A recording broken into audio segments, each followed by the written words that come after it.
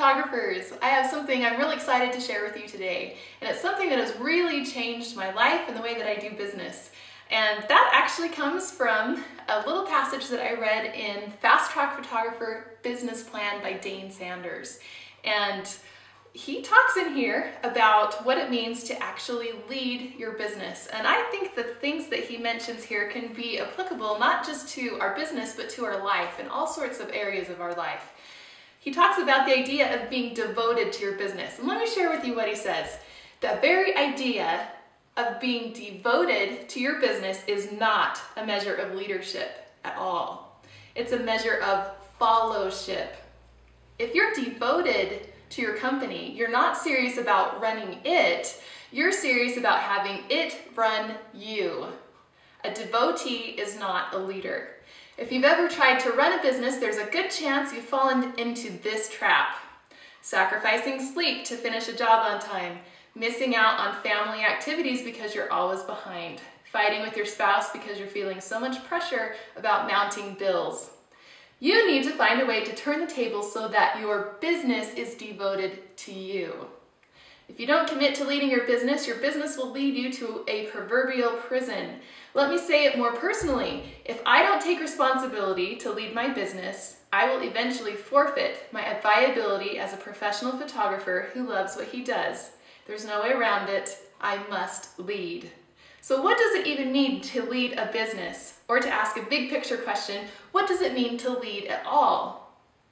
Do a quick search in any thesaurus and you'll be amazed at the number of synonyms you'll find for leader.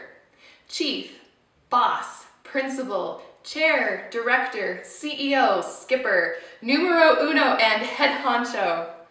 What do those words mean to you? When I started thinking about them, they made me realize that at bottom, it's my job as a leader to decide which direction my business is going, a sense of direction. That seems to be the key. It's when I looked up the word follower that I started to get nervous.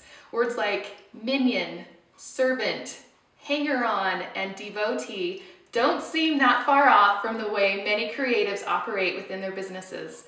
For many of us, the momentum of the business has become the real leader and we merely jump to its demands.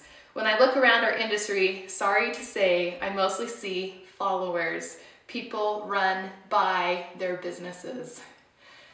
Needless to say, when I read that passage from Dane, a little light bulb went off and I could see many areas of my business that I was being a follower. I'll just give one example. Email, and incessantly checking my email 40+ times a day and making the mistake, of course, of checking it sometimes when I'm not able to respond. Maybe it's on my iPod or just when I'm on the run or leaving the door and needed to check and see if anything had come in the last few minutes, and feeling like I always needed to be checking on things and I always need to be working, and I was being a follower. And that little email thing was just one little area that I have changed inside the way that I operate my business so that I can be leading my business.